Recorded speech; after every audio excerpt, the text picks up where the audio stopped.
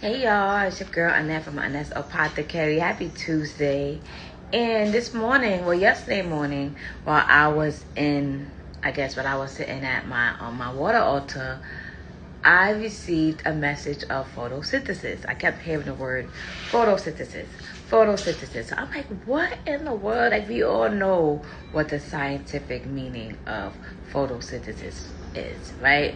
But now I got called to Google the spiritual meaning of photosynthesis. If I just wanted to come on here and share this message, right? And I wrote it down and everything because I kept hearing the word photosynthesis. It kept on sticking out, and that word never came up to me when I'm channeling or nothing like that. So let's get right into it, all right? So spiritual photosynthesis. We know that scientifically, right?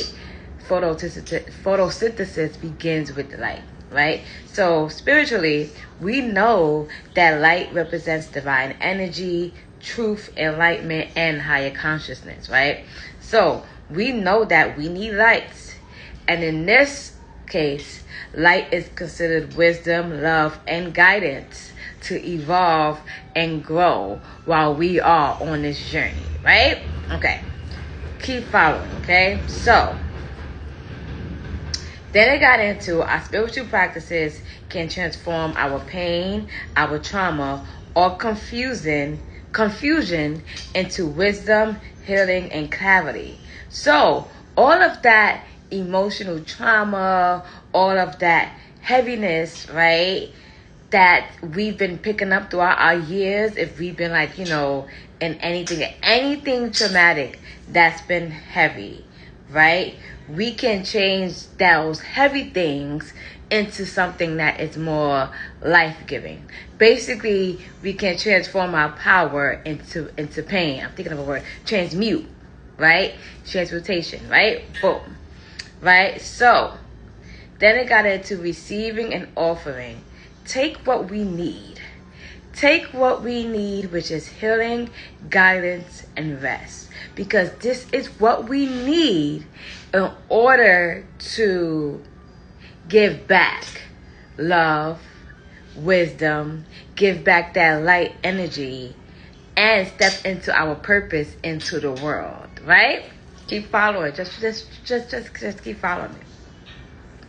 Now, it also spoke about connection to nature and oneness. So we know that spiritually, everything is connection. Everything is connected, right? So we need to honor unity.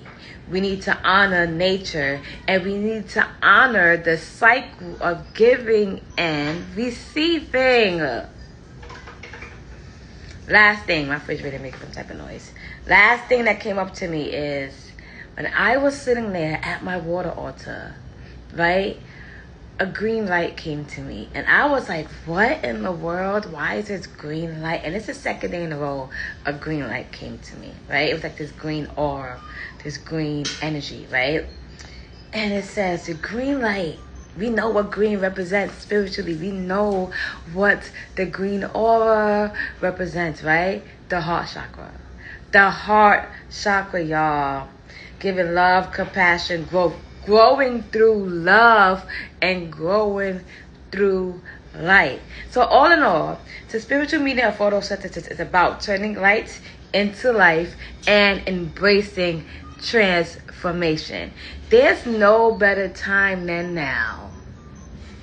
There's no better time than now to change your life.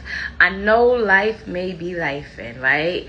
I know life may be lifing, but we gotta change, y'all. We have the power, we have the gifts, we have the wisdom, we have the knowledge, we have the energy, we have the light to transform our life. If you can ask yourself, where can I start to make a change in my life today? In what area, whether it's spiritually, mentally, emotionally, physically, financially, in what area in my life can I begin to make a small change? It don't gotta be a whole big change, y'all. It don't gotta be the whole, okay, cool, I'm gonna baby steps. If you need to, baby steps. I'm currently in a space where I am becoming more spiritually disciplined. That's my focus, becoming more spiritually disciplined. Waking up, doing my prayer meditations, doing my journaling, doing my affirmations, ensuring that I'm okay so that when my light goes into the world, it's healthy as light. It's like, it's uplifting others. It's elevating others. It's helping others grow. You know what I'm saying? So that's where I'm at right now, y'all. And I didn't like the glare from my glasses because, like, oh, son. Oh, look at God.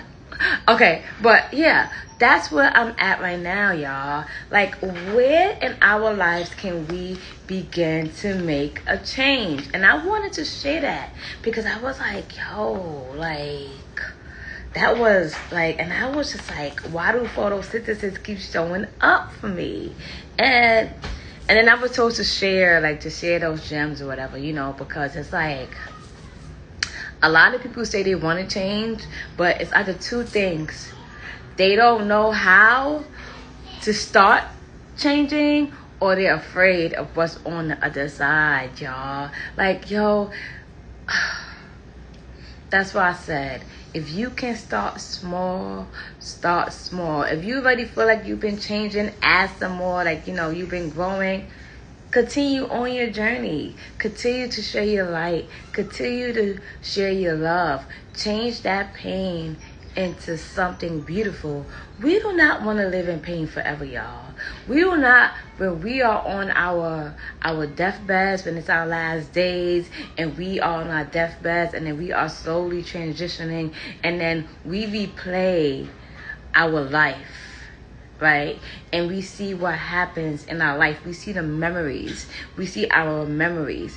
And you want those memories to be good. Of course there's going to be some downs, right? Of course. But you don't want your whole memory to be down.